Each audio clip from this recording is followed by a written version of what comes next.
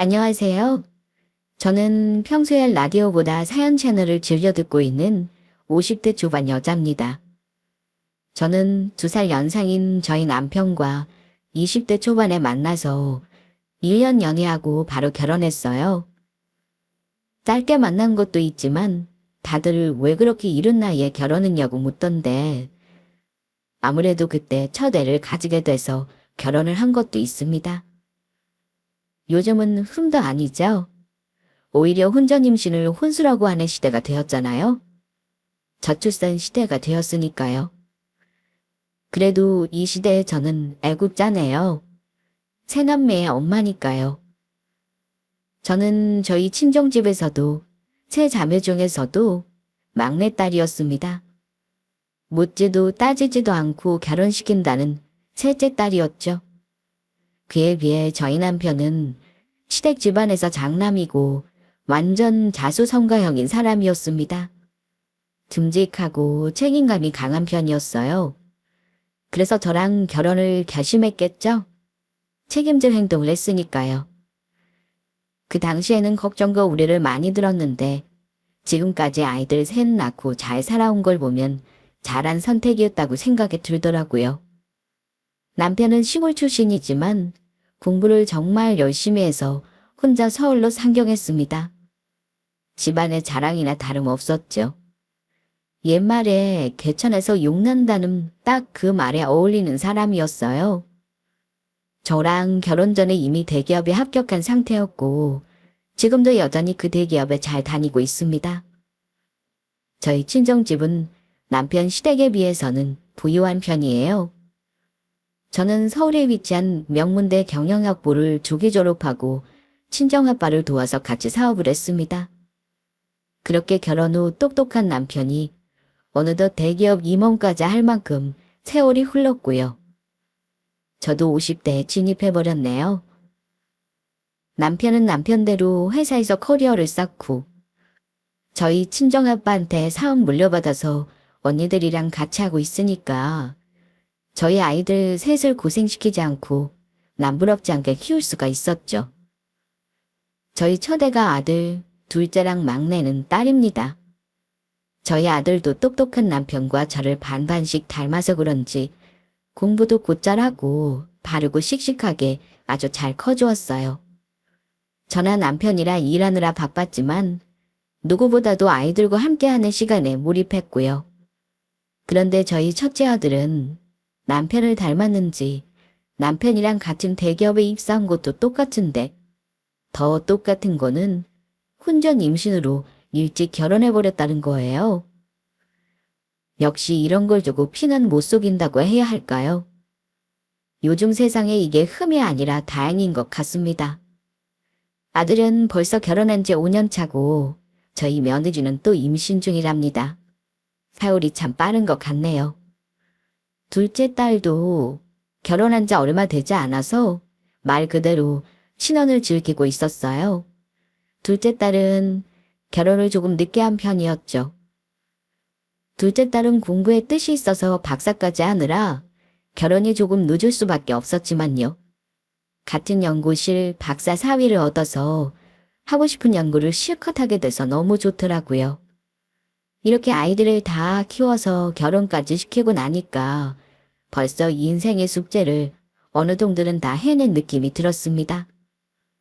이제 어느새 정신 차려보니까 딱 마지막으로 저희 막내딸을 결혼시킬 일만 남았더라고요.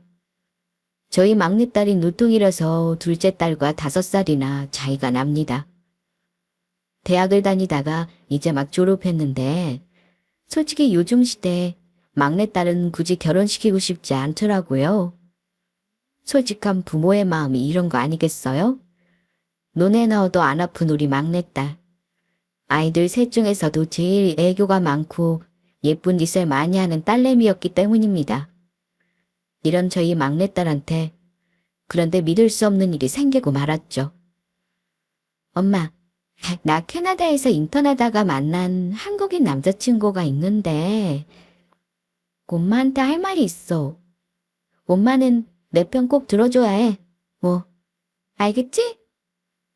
막내딸이 웃으며 다가오면서 남자친구 이야기를 꺼내는데 뭔가 거기서부터 조금 쎄하더라고요.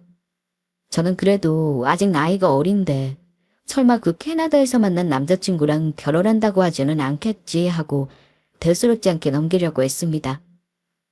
오, 그래. 가서 인턴 일만 열심히 한 게 아니라 캐나다에서 남자친구도 만났구나.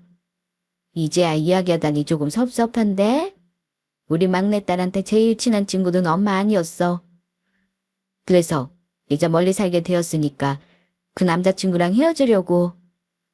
그런데 저희 막내딸이 해맑게 웃으면서 저한테 귀엽고 그 캐나다에 사는 남자친구랑 결혼을 하고 싶다는 겁니다. 정말 아찔하고 눈물이 핑 돌더라고요. 이제 겨우 24살이 된 저희 막내딸을 그것도 엄청나게 먼 캐나다로 시집 보내고 싶지는 않았으니까요. 아니, 나 이 남자친구랑 결혼하고 싶어서 말 꺼낸 거야, 엄마. 생각해보니까 아빠가 반대할 수도 있을 것 같아서 미리 엄마한테 편 들어달라고 부탁하려고 말한 거야. 내 편 들어줄 수 있지? 응. 어? 엄마 너무 당황스럽긴 한데. 자, 그러면 남자친구가 캐나다에서 한국으로 올 수 있대. 아니, 내가 캐나다에서 살고 싶어서. 캐나다에 한인타운도 있고, 한국인만을 위한 은행도 있고, 정말 살기 좋더라고. 그래서 캐나다에 사는 한국인 남자친구랑 결혼해서 아예 캐나다에서 정착해서 살고 싶어. 엄마도 나 캐나다 갈 때 정말 좋은 선진국이라고 잘 지내고 오라고 했잖아. 그거야, 네가 캐나다에서 평생 살겠다고 결혼해서 이민을 가겠다고 할 줄은 모르고 한 소리였지. 주미야, 정말 엄마 아빠랑 언니 오빠랑 떨어져서 혼자 캐나다에서 살고 싶어. 그런 거야. 이민은 천천히 생각해보는 걸로 하자. 당장 이민 결정하는 거 너무 섣부른 판단이야. 일단 나가서 일하는 비자 받아서 한 3년은 살아보고 언제든 한국에서 돌아올 수 있게. 아니. 내가 왜 혼자야. 내 남자친구랑 결혼해서 같이 살 건데. 와, 엄마가 내 편 들어줘야지. 사실 언니랑 오빠는 내가 한국에 사는 것보다 캐나다에 사는 게 훨씬 좋을걸? 조카들 데리고 캐나다 놀러 올 수도 있고. 얼마나 좋겠어? 아유, 얘가 아주 그냥 벌써 마음이 캐나다로 떴어. 엄마는 조금 서운해. 우리 딸이랑 그렇게 멀리 떨어져서 살아야 한다는 게 벌써부터 속상하단 말이야. 게다가 이민이라니. 그건 안 돼. 안 된다고. 우리 아빠가 복병일 줄 알았는데 엄마가 복병이었네? 당연히 자주 영상통화도 하고 한국에도 자주 들어오면 되지. 내가 캐나다에서 인턴할 때처럼 말이야. 응.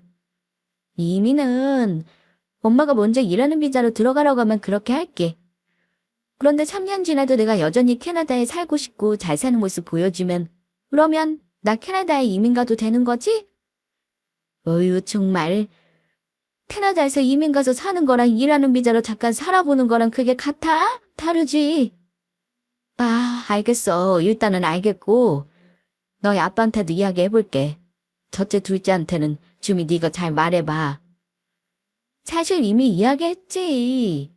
언니랑 오빠는 나 캐나다 가서 살면 잘 살 거라고 헬조선에서 얼른 벗어나라고 하던데?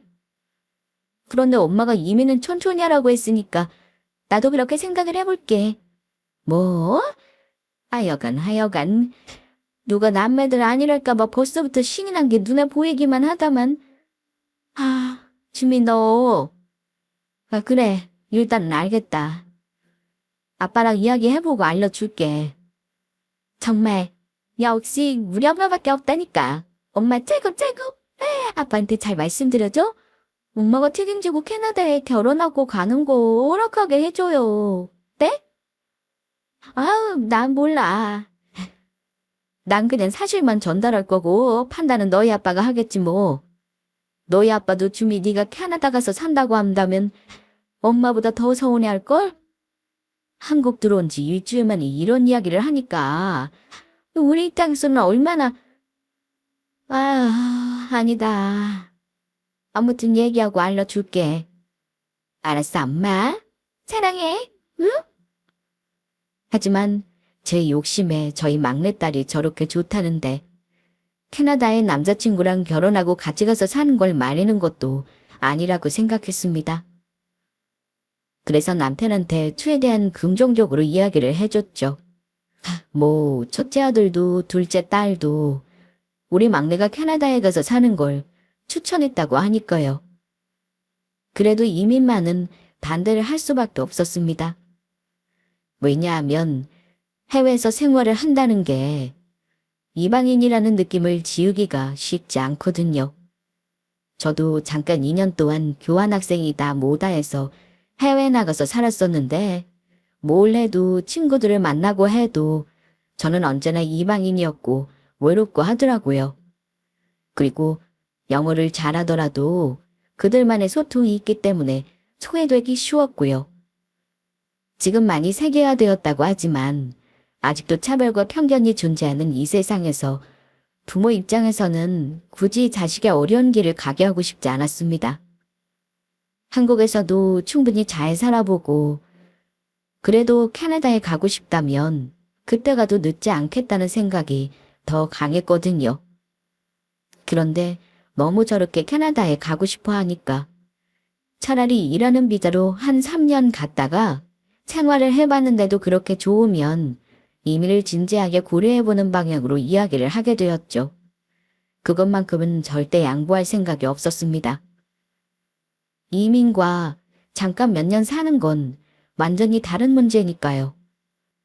막내딸이 곧 결혼해서 캐나다에 가겠다는 폭탄 소식을 남겨두고 간 지 얼마 지나지 않아 저희 남편이 퇴근하고 들어왔길래 저는 막내딸 이야기를 조심스레 꺼내기 시작했습니다. 당신 아직 아무 이야기도 못 들었지? 우리 막내 주미 말이야. 캐나다에서 인턴하고 돌아온 지 일주일 만에 이런 이야기를 하더라고. 무슨 뚱딴지 같은 소리야? 알아듣기 쉽게 말해봐. 나 피곤해.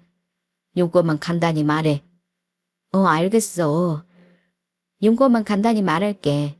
우리 주미가 캐나다에서 인턴하면서 거기서 만난 한국인 남자친구가 있는데 그 남자친구랑 결혼해서 당분간 한 3년 캐나다에서 살고 싶다네.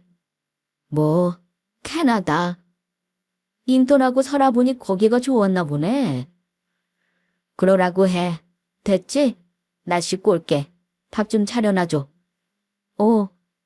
왜 잠깐만. 당신 정말 그게 다야? 우리 막내딸 주미가 캐나다에서 살던 한국인 남자친구랑 결혼하고 캐나다에서 산다는데 그게 그렇게 대수롭지 않은 일처럼 넘어갈 일이냐고. 당신 주미 아빠 맞아. 당신이 유난 떠는 거지. 그런 생각은 안 해봤어. 첫째도 둘째도 다 결혼해서 잘 사는데 막내도 일찍 결혼해서 캐나다 같은 선진국 가서 사는 거면 잘된 일이지. 축하할 일이고. 아무리 그래도 어떻게 그렇게 남 이야기 하듯이 할 수가 있어? 내가 알던 당신이 맞나 싶어 정말. 피곤해서 그래 피곤해서. 그런데 잘 생각해봐. 이에 반대해서 될 일인지 그냥 축하해주는 게 우리 역할이야. 당신도 알잖아. 그렇게 말하고 씻으러 가는 남편의 뒷모습을 바라보며 뭔가 알 수 없는 기시감이 들었습니다. 그런데 남편의 말 중에 틀린 말은 없긴 하더라고요. 제가 막내딸한테 유독 집착을 했나 이런 생각도 살짝 들기도 했고요. 아무튼 그래서 이날은 그렇게 넘겼습니다. 설마 상견례 자리에서는 그래도 예전의 남편처럼 우리 막내딸 주미를 아끼고 또 걱정하는 모습을 보여주겠거니 막연히 기대를 했었죠. 어느덧 막내딸 주미의 상견례하는 날이 되었고 막내딸네 시부모님을 처음 뵙게 되었습니다. 그런데 시부모님이 캐나다에서 온다는 거 있죠? 시부모 될 사람들이 캐나다에서 한식당을 크게 한다고 하더라고요. 그런데 합의되지 않은 이야기가 상견례 자리에서 툭 나와버리고 말았습니다. 장모님, 저 주미랑 결혼하고 한 1년 후에 아예 줌이랑 같이 캐나다로 이민을 가고 싶습니다. 상견례 날 갑자기 이민 이야기를 꺼내자 저는 너무 당황해서 딱 잘라 말했죠. 아니요. 우리 딸을 캐나다에 이민 보낼 생각은 없었는데 그건 합의가 안 된 이야기죠. 이 자리에서 꺼낼 이야기는 아닌 것 같네만. 그랬더니 막내딸의 시어머니가 이민 오면 자기네가 다 지원해서 보내준다고. 있는 척은 혼자 다 하는 것 아니겠어요? 저희가 캐나다에서 하식당을 운영하는 게 규모가 좀 크거든요. 만약에 우리 며느리들 주미가 캐나다로 이민 오기만 하면 인생길 확 피는 건데 이렇게 큰 한식당이 장차 안주인되게 되는 거고요. 여기에 막내딸 남편이 막 캐나다로 이민을 제발 허락해달라고 사정하면서 저희 막내딸이랑 손을 부여잡고 아주 똘망똘망한 눈으로 저를 바라만 보는데 어떻게 그 자리에서 다시 한번 매몰차게 거절하면서 안 된다고 하겠어요? 그래서 일단 저희 막내딸 주미한테도 물어보니까 자기도 남편 따라서 캐나다에 아예 이민 가서 살고 싶다고 말을 하더라고요. 그래서 결국 그 자리에서 저희 막내딸의 캐나다 이민을 허락하게 되었습니다. 이렇게 둘이 원하니 또 사돈께서도 그렇게 지원을 아낌없이 해주신다고 하시고 허락을 안 할래 안 할 수가 없네요. 조금 당황스럽긴 하지만 그래도 제가 캐나다 이민을 허락한 대신에 결혼식은 한국에서 하는 것으로 해요. 그건 당연히 가능하죠. 그렇지? 그럼 당연하지. 캐나다 가서 한 번 더 하면 되니까. 우와, 나 결혼식 2번 하는 거야. 너무 좋다. 그렇게 양가 합의를 보는 동안 그런데 제 남편이 이 중대한 상황이 돼 단 한마디 말도 안 하는 거예요. 정말 당황했죠. 아니, 정말 저희 막내딸이 당장 캐나다로 이민 가서 살게 생겼는데 대화에 집중도 안 하고 거들떠도 안 보는 겁니다. 정말 이 인간 뭐지 싶었죠. 화가 나더라고요. 그런데 그 상견례 자리에서 저희 남편한테 화를 내면서 따질 수는 없으니까 부글부글하는 걸 속으로 혼자 참고 있었죠. 이민 가서 살 신혼집은 막내딸 남편 시댁에서 해준다고 몸만 오라고 하길래 결혼하고 한국에서 그래도 한 1년 살고 가겠다고 해서 1년밖에 못 살겠지만 저희 막내딸 한국 신혼집은 저희 집에서 해준다고 그렇게 이야기가 되었습니다.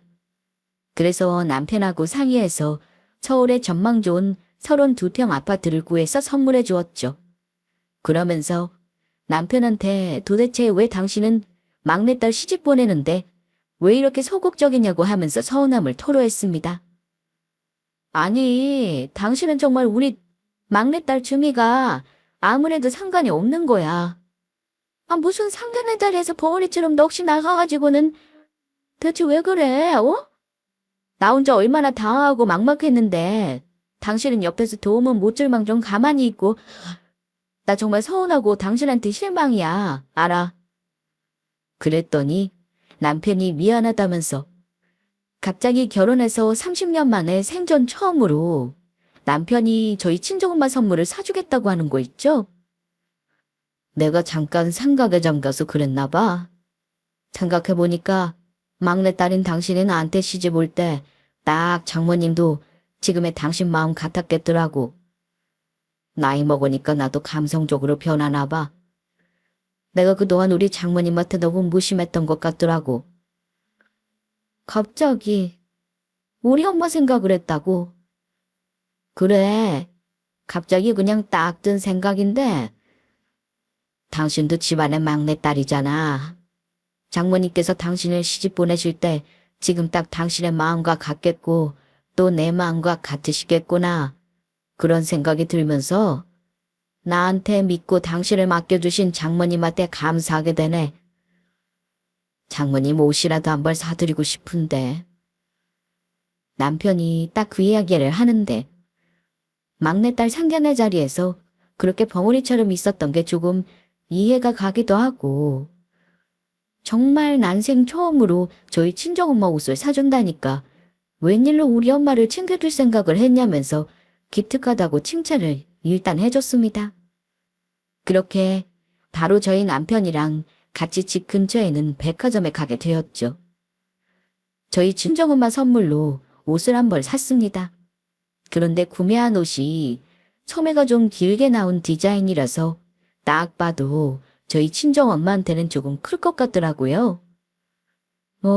이거 딱 봐도 우리 엄마한테 소매 부분이 길어 보이는데? 요즘 이렇게 소매 길게 나오는 게 트렌드라서 그게 불편하시면 저희 백화점 지하 1층에 수선집이 있는데 거기서 바로 수선 가능하세요? 아, 네. 수선해야겠네요. 당신 시간 아직 괜찮지? 수선까지 맡기고 가자. 오, 그래, 당신 편한 대로 해. 그래, 소매 긴 것보다는 소매 딱 맞게 수선해 써드리는 게 더 기분 좋으시겠지. 그러자. 지하 1층으로 가면 되겠네. 응, 내려가자. 고마워. 당신이 이렇게 우리 엄마 옷을 다 사주고 이게 무슨 일인가 싶네. 내가 말했잖아. 상견례 자리에서 넋놓고 있던 게 갑자기 장모님 생각이 났다고. 이 정도 옷 한 벌은 진작에 해드렸어야 하는데 그동안 내가 너무 못 챙겨드린 것 같아서 이제라도 챙겨드리고 싶어. 그래, 고마워. 얼른 내려가서 수선 맡기자. 우리 엄마도 엄청 좋아하시겠다. 그렇게 남편과 같이 수선집에 옷을 맡기러 지하 1층으로 내려갔습니다. 남편이 저희 친정엄마 선물을 사줬다고 기분이 갑자기 좋아져서 그런 건지 평소에 이런 생색 안 내는 사람이 수선집 사장님한테 대뜸 자기가 장모님한테 옷 선물하는 거라고 잘 좀 부탁드린다고 하더라고요. 요즘 이런 사위 없지 않나요? 하하하. 제 자랑 같아서 안 하려고 했는데 제가 생각해도 참 기특한 것 같아서요. 뜬금없이 자기 자랑을 늘어놓는 남편에 일단 저도 옆에서 이런 남편 없다면서 맞장구를 쳐줬습니다. 그런데 수선집 사장님이 제 남편의 얼굴을 유심히 한 몇 주간 계속 쳐다보는 거 있죠? 그런데요, 사장님. 혹시 우리 남편 얼굴에 뭐라도 묻었나요? 계속 빤히 보시길래요. 그랬더니 수선집 사장님이 바로 흥흥 헛기침을 하시면서 당황하며 손사래를 치더라고요. 마치 들키면 안 되는 걸 들킨 사람처럼요. 왜 강한 부정은 강한 긍정이라고들 하잖아요. 아닙니다. 그냥 제가 조금 아는 사람이랑 닮은 것 같아서 그래서 유심히 봤네요. 이제 보니까 저랑은 모르는 사이인 것 같네요. 미심쩍게 수선집 사장님이 목소리를 내리깔고 얼버무리더라고요. 그래서 저희 남편이 조금 흔한 얼굴이기는 하죠 하고 넘겼습니다. 그런데 그날 밤 모르는 번호로 제 폰에 전화가 오는데 받아보니까 어떤 남자분인 거예요. 알고 보니까 오늘 저희 친정엄마 수선을 맡긴 그 수선집 사장님이었습니다. 저 많이 놀라셨죠? 오늘 옷 맡기신 그 수선집인데요. 제가 그냥 넘어가려다가 도저히 양심에 찔려가지고 저는 말이 할 것 같아서 이렇게 연락을 드리게 되었습니다. 네? 일단 말씀하세요. 무슨 일이신지 천천히 말씀해 주실 수 있으실까요? 제가 왜 전화를 했는지 묻자 수선집 사장님은 조금 뜸을 들이시다가 결국 말씀을 해주시더라고요. 남편이 이중 생활에 대해서 말이죠. 다시 남의 가정사에 함부로 끼는 건 아니라고 생각하기는 하는데 평생 사모님이 모르고 당하실 걸 생각하니까 아유, 저도 이게 잘하는 건지 모르겠는데요. 그래도 저는 제가 아는 건 말씀드리는 게 맞겠다 싶어서 전화를 드렸습니다. 사실 남편분께서 저희 수선집에 3일 전에도 한 젊은 여자랑 같이 왔었거든요. 낮 시간대에 그런 복장으로 같이 오는 건 드물어서 제가 정확히 기억하고 있어요. 사모님 남편분이 확실합니다. 제가 사람 얼굴 정말 잘 기억하거든요. 오늘 뵙고 눈을 의심했습니다. 그렇게 가정적인 척을 하면서 뒤로는 딴짓을 하고 있다니 너무 역겨워서요. 네, 그렇죠. 역겹죠. 맞아요. 사장님 말씀해 주셔서 정말 감사해요. 네? 그러시면 사모님이 이미 알고 계셨던 건가요? 바람을 피는 건 알고 있었는데, 그날 일 자세히 좀 말씀해 주실 수 있으실까요? 지금 증거를 모으는 중이라서요. 아유, 네네. 제가 연락을 드리기를 정말 잘했네요. 그때 남편분이 저희 수선집에 와서 같이 있던 젊은 여자가 남편분한테 돈을 이렇게 많이 써도 괜찮냐고 묻더라고요. 그런데 남편분께서 700만 원 뭐 이 정도야. 너한테 쓰는 거는 무슨 하나도 안 아깝다면서 둘이 아주 죽고 못 사는 사이처럼 그렇게 백화점에서 산 700만 원짜리 옷을 저희 집에서 수선 맡기고 갔거든요. 그 순간 저희 친정엄마 옷은 30만 원도 안 되는 걸 사주면서 그렇게 생색을 낸 건가 정말 화가 나더라고요. 저는 남편이랑 정말 30년 만에 받은 건데 고작 그런 젊은 상간녀한테 빠져서 상간녀 옷으로 700만 원을 그렇게 턱턱 날렸다는 게 너무 화가 나고 어이가 없더라고요. 그날 저는 이를 바득바득 할면서 남편을 완전히 날려버릴 결심을 했습니다. 저는 사실 저희 형부랑 언니가 이미 말해줘서 남편에게 상간녀가 있다는 사실을 진작에 알고 있었어요.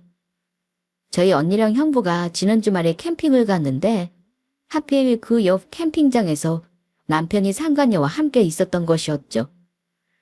세상에 정말 비밀은 없다는 걸 그때 알게 되었습니다. 저희 남편을 보고서는 너무 놀란 저희 언니는 황급히 자리를 피했다가 이내 정신을 차리고는 저한테 조금이라도 도움을 주려고 간신히 사진 몇 장을 찍기는 했더라고요. 그래서 저한테 바로 보내주면서 이게 어떻게 된 일인지 빨리 저한테 증거 잡는 거 준비하라고 하더라고요. 오, 언니, 형부랑 캠핑장 잘 도착했어? 지금 그렇게 한가한 소리를 할 때가 아니야. 너 알고 있었어? 네 남편이 바람 피는 거 말이야. 뭐라고? 그게 무슨 소리야? 우리가 나이가 몇인데 바람을 펴. 필감은 진작 피었겠지. 언니가 잘못 본 거 아니고? 네가 그렇게 나올까 봐 내가 손이 떨리는데도 어떻게든 사진 몇 장 찍었다. 지금 바로 카톡으로 보낼 테니까 얼른 봐봐. 내가 진짜 너무 놀라가지고 지금 우리가 놀러온 캠핑장에 같이 있어. 상간녀 그년이랑 캠핑 왔나 보더라.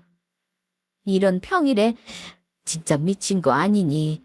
제정신이래? 나 정말 화가 나서 참나. 언니, 이거 내 남편이네. 정말이네? 그 여자도 엄청 어려 보이는데 아니 인간은 나이 먹고 할 짓이 없어서 저런 어린애랑 우리 막내랑 나이가 비슷해 보이는데 정말 역겨워. 토 나와. 자 동생아, 지금 이럴 때일수록 감정적이면 안 돼. 오히려 침착해져야 돼. 차분하게. 제부 저대로 그냥 둘 거야. 네가 애들 셋 키우느라 얼마나 고생했는데. 너 같이 살게만 해주면 평생 고생 안 시키고 걱정 안 시키겠다고 하던 게 감히 위자료 뜯어내야지. 확실한 증거를 찾아야 해. 지금 캠핑을 단둘이 그렇게 왔는데 그거보다 더 확실한 증거가 또 있을까? 언니, 나 정말 어떡해? 나 진짜 너무 무섭고 화가 나고 좀 미치겠어. 당연히 그렇지. 내가 너였으면 지금 바로 멱살 잡으러 갔어. 내가 다 망칠까봐 일부러 참고 있는 거야. 내가 찍은 이 사진들로만은 부족할 거야. 내가 아는 이혼 전문 변호사 있거든? 일단 그분이랑 만나봐. 여자분이야. 지금 바로 카톡으로 연락처 보낼게. 넌 탐정이라도 고용하게 좀 알아봐봐. 증거 수집이 우선이야. 알겠지? 고마워 언니. 그래, 언니 말대로 이대로 당하고만 있을 수는 없지. 증거 찾아서 남편 제대로 갈아버릴 거야. 내 위자료도 두둑하게 뜯어내고 아주 그냥 회사에서도 소문내서 얼굴도 못 들게 다니게 할 거야. 해. 그래. 언니가 이건 바로 말해야 될 것 같아서 전화했어. 심란하지? 이게 다 뭔 일이야. 제부 정말 그렇게 안 봤는데 어떻게 뒤로 너를 두고 이렇게 바람을 피울 수가 있니? 내가 정말 지금 가서 제부 머리털 다 뽑아버릴까? 마음 같아서는 내가 다 머리털 뽑고 대머리로 만들어버리고 싶은 심정이야. 언니, 대체 인생은 뭘까? 나 지금 너무 화가 나고 눈앞이 노래졌는데. 그래도 언니가 이혼 전문 변호사 만나라고 하니까 만나볼게. 고마워, 언니. 내가 또 연락할게.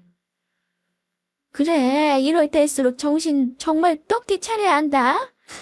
알겠지? 변호사랑 연락하고 나서 다시 한번 나한테 연락 줘. 언니랑 통화를 끊자마자 저는 그 자리에서 주저앉아서 한참을 울었습니다.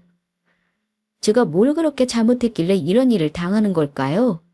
저는 그저 열심히 저희 애들 3명 낳아서 잘 키우려고 노력하고 남편한테 늘 좋은 아내가 되기 위해서 최선을 다했고 열심히 사업을 이끌어간 것밖에 없는데 남편은 왜 그 젊은 여자한테 마음과 몸을 준 걸까요? 모든 게 부질없이 허무하게 느껴지고 우울해지려고 하더라고요. 그래서 저는 언니가 준 카톡의 연락처를 눌러 곧바로 이혼 전문 변호사를 만나러 갔습니다. 그렇게 하지 않으면 또 마음이 약해지고 결국 다 덮고 살까, 그냥 모른 척 해야 하나, 이런 생각들이 저를 잠식할지도 모른다는 생각이 들었거든요. 자신감은 바닥으로 내려가고 남편이 밉다가도 원인이 나한테 있는 건가 이런 생각까지 막 꼬리에 꼬리를 물게 되었으니까요. 그래서 더욱 밖으로 나가서 상담을 받으려고 했습니다. 언니가 소개해준 이혼 전문 변호사님은 친절하고 이런 일이 많다면서 심심한 위로를 건네주었어요. 앞으로 정말 중요하다고, 본인은 미혼 전문 변호사지만 이혼을 꼭 해야 한다고 권하지는 않고 온전히 의뢰인 본인의 선택을 존중해드린다고 하더라고요. 그래서 처음 본 변호사님한테 남편과 그간 있던 일, 아이들 3명을 낳아서 열심히 키워왔는데 돌아온 결과가 배신과 바람이라니 정말 정신병 걸릴 것 같다는 등 이런 이야기들을 다 쏟아냈습니다. 감사하게도 다 들어주시더라고요. 그러면서 원래는 안 되는데 이러면서 유명한 탐정분을 소개해 주시더라고요. 원래 제가 이렇게 탐정을 연결하지는 않는데 저희 고객분 중에 이 탐정님한테 의뢰하고 실제로 승소하신 분들이 많아서 좋은 평이 많아서 추천을 드리게 되네요. 이분한테 한번 가보세요. 아마 원하는 증거는 다 찾아다 주실 겁니다. 정말 고마워요. 힘든 제 이야기도 다 들어주시고 진심으로 저를 도와주시려고 하시는 게 느껴지네요. 저 이혼할게요. 이혼할 거예요. 변호사님 수임해 주시고 끝까지 저 도와주실 거죠? 아유, 그럼 당연하죠. 정말 저만 믿고 증거들만 잘 수집해서 주세요. 지금까지 친언니분이 찍으신 사진이랑 그리고 또 다른 증거는 없다고 하셨죠? 탐정분한테 의뢰해서 확실한 증거들을 수집하는 게 우선일 것 같네요. 저도 언니가 찍은 그 사진들만으로는 부족할 수 있겠다 싶었는데 이혼 전문 변호사랑 상담을 받고 나니까 확실히 증거 확보가 정말 중요하겠더라고요. 그래서 추가로 증거 확보를 위해서 남편 몰래 변호사님이 소개해준 탐정분을 만났죠. 탐정분이 저한테 절대로 남편에게 외도 사실을 아는 것처럼 행동하지 말라고 신신당부를 하더라고요. 만약 외도 사실을 들킨 걸 알아버린다면 남편분께서 당분간 집 잡히지 않으려고 상간녀를 의도적으로 만나지 않을 수도 있습니다. 이혼기간 내에 다른 증거를 잡지 못한다면 오히려 의처증으로 몰아갈 수도 있어요. 그러니까 연기를 잘해주셔야 합니다. 아무것도 모르는 것처럼 잘하실 수 있죠? 네, 그렇군요. 당연하죠. 절대로 모르는 척하고 있을게요. 남편이 마음 놓고 바람피다가 탐정님이 증거를 많이 수집하실 수 있도록 그렇게 할게요. 잘 좀 부탁드리겠습니다. 네, 당연하죠. 저희는 무조건 의뢰인이 원하시는 건 무수수를 써서라도 가져다 드리는 편입니다. 그럼 조심히 들어가시고요. 제가 증거 어느 정도 모아주면 연락을 다시 드리면서 설명은 그때 다시 드릴게요. 네, 감사합니다. 의뢰비는 바로 입금해 드릴게요. 네, 감사합니다. 빠른 시일 내에 증거 갖고 해서 연락 드릴게요. 당연히 저는 남편에게 외도 사실을 터뜨리기 전에 탐정님과 변호사님의 조언대로 남편의 외도 사실을 모르는 척하고 있었던 것이었습니다. 그러다가 그날 밤 수선집 사장님한테 전화가 왔고 결국 남편이 상간녀에게 700만 원가량의 선물을 한 걸 알게 된 것이었죠. 정말 그때 심정은 이로 말로 표현할 길이 없네요. 정말 너무너무 역겹고 화가 나고 사람이 어떻게 그럴 수가 있나. 정말 살기 싫어지는 갈기갈기 찢어버리고 싶은 그런 심정이랄까요. 그래서 저는 감정적으로 최대한 진정을 하려고 하고 다시 차분하게 수선집 사장님의 동의를 구했습니다. 어려운 이야기 해주셔서 정말 감사합니다. 혹시 통화 내용을 녹음했는데 사용해도 괜찮을까요? 제가 남편 불륜 사실을 알고 지금 증거를 모으는 중이라서요. 아마 사장님에게 피해가 갈 일은 없을 거예요. 네? 이렇게 부탁드립니다. 아유, 네네, 그럼요. 당연히 그러셔도 됩니다. 마음껏 녹음하시고요. 혹시 증인 필요하시면 말씀하세요. 이거는 제가 도움드릴 수 있을 것 같네요. 마음 단단히 먹으시고요. 꼭 이혼 승소하셔서 위자료도 두둑이 챙기셨으면 좋겠습니다. 네, 정말 든든하네요. 정말 도움 주셔서 너무 감사드립니다. 필요하면 정말 증인 요청 드릴게요. 이렇게 사장님 같은 분이 계셔서 아직 세상이 살만한가 봐요. 정말 감사해요. 이만 끊을게요. 네, 제가 도움이 될 수 있다니 정말 다행입니다. 푹 쉬세요.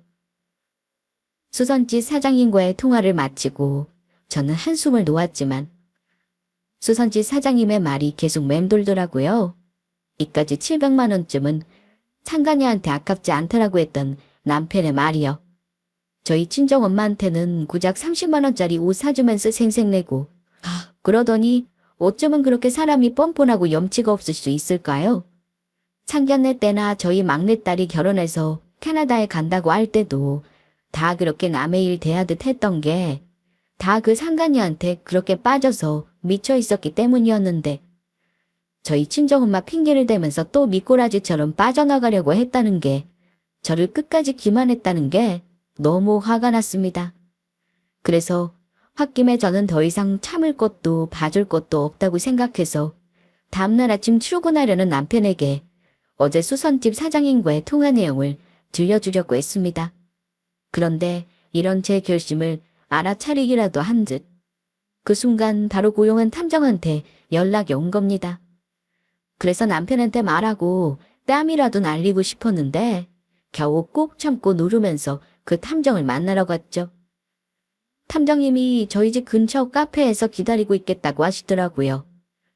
저는 탐정님을 만나러 나가면서 그래도 탐정님이 증거 수집을 마쳤으니까 연락을 주신 거라 아까 남편한테 안 터뜨리고 참기를 잘했구나. 그렇게 스스로를 다독이면서 갈 수 있었습니다. 탐정님과 카페에 앉아서 이야기를 나누고 있는데 제가 남자와 카페에 앉아있는 걸 본 시어머니가 어떻게 알고 여기에 온 건지 아니면 우연히 마주친 건지 저의 머리채를 다짜고짜 잡는 거 있죠? 아우, 이거 놓으세요. 놓으시라고요. 어머님, 정말 왜 이러세요? 이러면 후회할 일 생기신다고요. 나 이년 내 아들이 뼈 빠지게 일하면서 손주들 다 키워놨는데 감히 네가 바람을 펴? 이 남자 누구냐? 바른 대로 말해봐라. 얼른! 결국 이 상황에서 가만히 있을 수 없었던 탐정님이 시어머니를 말리면서 정체를 밝혔습니다. 그러자 시어머니의 얼굴이 새파랗게 질려서는 싹싹 끓기 시작했습니다. 저랑 같이 카페에 앉아있던 남자는 당연히 큰신소 탐정님이었고요. 제가 저희 남편의 바람을 알게 되고 고용한 남자였죠. 그런데 시어머니가 그것도 모르고 제가 바람 피는 줄 알고 다짜고짜 제 머리채를 잡은 거였습니다.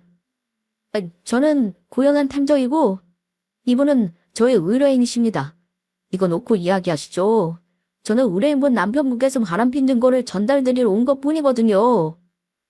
뭐라고? 지금 거짓말하는 거지? 으아!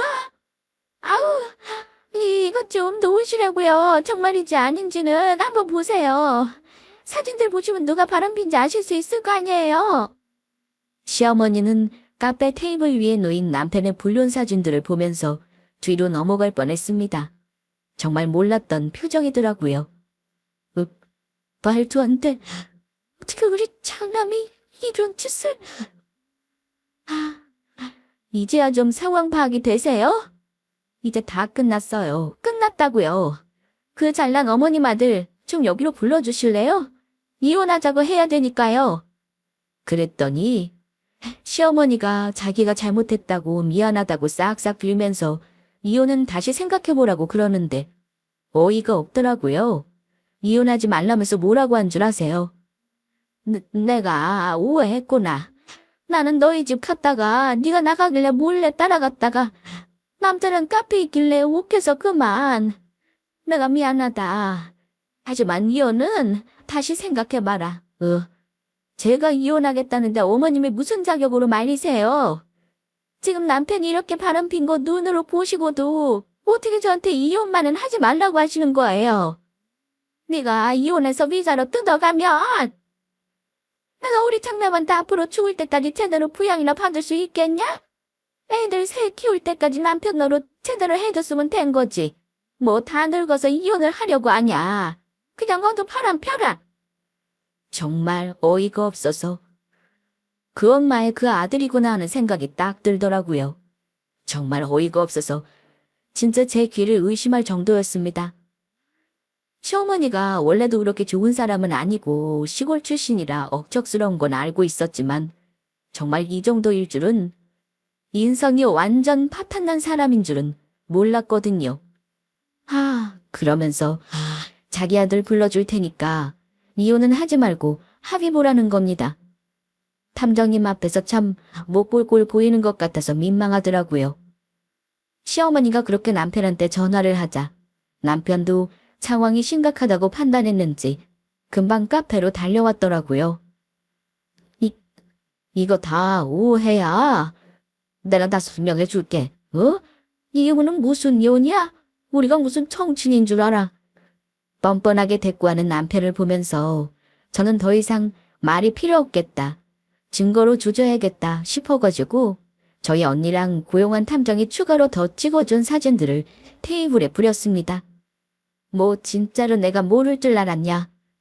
누굴 바보로 하나. 증거는 이거보다 차고 넘치니까 싹싹 빌 준비나 해.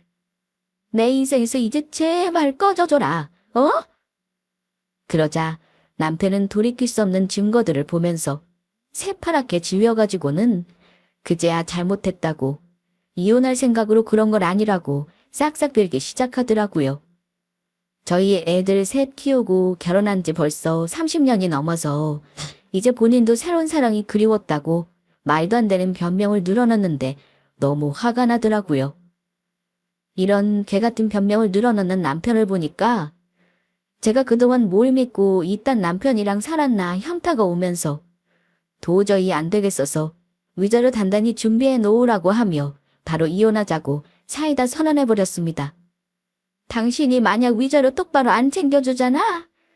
그러면 난 바로 당신 회사에 우리 가족 사진이랑 당신 불륜 사진, 수선집 사장님 통화 녹음본까지 싹 다 뿌릴 거니까 각오하는 게 좋을 거야. 제가 남편에게 역으로 협박하자 당황한 남편은 절대로 자기 회사만은 안 된다고 난리를 치기 시작했습니다. 알고 보니까 같은 회사 비서랑 만나고 있던 거더라고요. 그래서 회사에 알려지면 상간녀도 아주 큰일 날 상황이었죠. 얼굴에 먹칠은 기본이고 뭐 앞으로 어디서도 일을 못하게 되는 거였죠. 저는 그렇게 남편과 상간녀를 함께 날려버릴 수 있다고 울음장을 놓으면서 좋은 말로 할 때 위자료 두둑하게 입금하라고 내질렀습니다. 그랬더니 남편이 상간녀한테 통화를 해서 빨리 오라고 하더라고요. 곧이어 상간녀까지 카페로 와서 막 저한테 싹싹 빌고 난리가 났죠. 얘도 많이 반성하고 있으니까 제발 회사에서만은 알리지 말아줘. 당신 원하는 대로 다 줄게. 응? 제발. 제발 부탁이야. 그 와중에도 끝까지 상간녀를 챙기는 남편을 보면서 너무 화가 났지만 저는 이제 애들도 다 시집장가 보냈겠다. 저의 앞으로 남은 여생을 온전히 저한테 집중하면서 살아야겠다고 생각했습니다. 그래서 남편이 준 위자료로 남은 인생을 아주 편하게 살아주겠다고 다짐했죠. 어차피 상간녀 면상을 보니까 남편한테 돈 떨어지면 알아서 떨어져 나갈 것 같던데 제가 남편한테 더 두둑히 받아낼수록 남편은 더 빨리 버림받겠다. 그게 눈에 보여서 신이 나더라고요. 제가 알겠다고 회사에는 안 알리는 조건으로 위자료 바로 입금하라고 하자 남편은 상간녀랑 함께 싹싹 빌면서 위자료를 두둑히 챙겨주었고 저는 그렇게 이혼했습니다. 옆에서 시어머니는 네가 그렇게 위자료 챙겨주면 나는 어떻게 하냐고 난리를 치셨지만 남편은 아랑곳 안 하고 상간녀만 데리고 카페를 빠져나가더라고요. 그렇게 불효를 했는데 결국 제 예상대로 남편은 상간녀에게 버림받고 곧 회사에서도 잘린다고 소식을 들었습니다. 정말 이런 게 바로 인과응보가 아닐까요? 저는 사업은 언니들한테 맡겨두고 지금 해외여행 다니면서 지내고 있습니다. 곧 캐나다에 있는 막내딸 만나러 가요. 지금까지 저의 이야기를 잘 들어주셔서 감사합니다. 여러분들 항상 행복하고 웃을 일만 가득하시길 바랄게요. 감사합니다.